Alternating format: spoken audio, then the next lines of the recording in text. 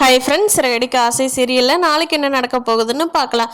வாங்க வீடியோக்குள்ளே போகலாம். நம்ம சேனல் இன்னும் சப்ஸ்கிரைப் பண்ணாதவங்க சப்ஸ்கிரைப் பண்ணிக்கோங்க. மீனாவோட வீட்டில் முத்து வந்து பார்ட்டி வச்சுருக்காரு. சத்யா வந்து நல்ல மார்க் வாங்கினதுனால எல்லோரும் பார்ட்டிக்கு வந்தவங்களாம் முத்துக்கிட்ட கேட்குறாங்க. சரிப்பா, சூப்பராக பண்ணுற, பரவாயில்லப்பா, மச்சன கல்யாணத்துக்கே இவ்வளோ செலவு பண்ணுற, நல்ல மனசு தான்ப்பா உனக்கு. அப்படியே நம்ம சீதா பொண்ணு கல்யாணத்தை பற்றி என்னப்பா யோசிச்சிருக்கிற அப்படிங்கிறாங்க. அதுக்கு முத்து இருந்துட்டு பார்த்துட்டே இருக்கிறேன் பாருங்க, சீதாவோட விசேஷத்தை ஜம்னு பண்ண போகிறேன்.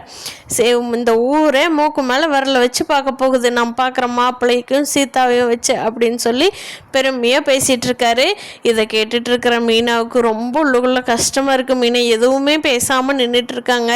சீதாவும் கூட நின்று கேட்டுட்டு இருக்காங்க. ஐயோ மாமா இப்படி பேசிகிட்டு இருக்காரு, என்ன நாளைக்கு ஃப்யூச்சரில் பெரிய பிரச்சனையாக கொண்டுட்டு வராரு அப்படின்னு யோசிச்சுட்டு இருக்காங்க.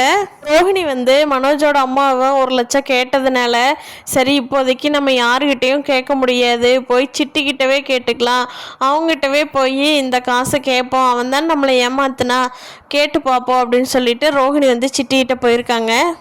போய் நீ கொடுத்ததுனால தானே எனக்கு இப்படி எங்கள் வீட்லேயே அவமானம் ஆகிப்போச்சு தெரியுமா, எங்கள் மாமியார் என்னை எவ்வளோ கேவலமாக நடத்துகிறாங்க தெரியுமா, நீ கொடுத்த நகையினால்.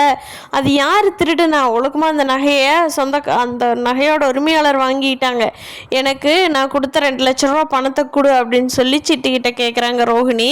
அதுக்கு சிட்டி இருந்துட்டு, திருட்டு நகையா, எனக்கு எப்படி தெரியும், என் கைக்கு வந்தது நான் மாற்றி விட்டேன், அது அவ்வளோதான் எனக்கு தெரியும், நான் திருடணுன்னா இல்லை அது எனக்கு திருட்டகை, யார்கிட்டையோ நீங்கள் கொண்டு போய் கொடுத்துட்டு வந்து அதனோட ஒரிஜினல் காரங்க தான் கொடுத்தோம் அப்படின்னு சொன்னால் இது என்ன அர்த்தம் ரோஹிணி, இதெல்லாம் கரெக்ட் இல்லை, நீ நகை கொடுத்துட்டு பணத்தை வாங்கிக்கோ அப்படிங்கிறாங்க. ரோஹிணி, அதுதான் நான் சொல்கிறேன்ல, அதுதான் திருட்டு நகை, அவங்க உரிமையாளர் வாங்கிட்டாங்கன்னு, திருப்பி நகை கொடுன்னு கேட்டால் நான் என்ன கொள்ளையடிச்சிட்டு வர முடியும் உன்னையாட்ட அப்படிங்கிறாங்க.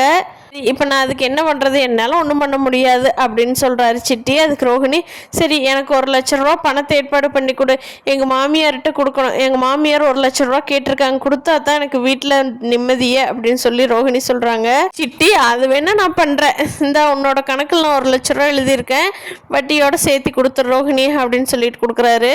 இடையில ரோஹிணிக்கு வந்து தினேஷ்கிட்ட இருந்து ஃபோன் வருது. என்ன கல்யாணி நல்லா இருக்கியா அப்படின்னு சொல்லி ரோஹிணி பயந்துடுறாங்க. என்ன இப்போ தான் உங்கள் வீட்டில் கொஞ்சம் பிரச்சனைலாம் ஆரம்பிச்சிருக்கும் போல், இந்த டைம் வந்து உங்கள் வீட்டில் நான் பேசினேன்னா அப்படின்னு சொல்லி ரோஹிணிகிட்ட இருந்து பணம் பறிக்கிறதுக்காக அவர் பிளான் பண்ணுறாரு. பார்க்கலாம் ஃப்ரெண்ட்ஸ், ரோஹிணி ஜியா கிட்ட அதான் முத்துவோட அம்மா கிட்ட மாட்டுவாங்களா, அருண் சீதா கல்யாணம் பண்ணினது முத்துவுக்கு தெரிஞ்சா எப்படி ரியாக்ட் பண்ணுவார் அப்படிங்கிறத இனி வரும் நடப்போம். இந்த வீடியோ பிடிச்சிருந்தா லைக் பண்ணிக்கோங்க, நீங்கள் என்ன நினைக்கிறீங்கன்னு கீழே கமெண்ட் பண்ணுங்கள். தேங்க்யூ.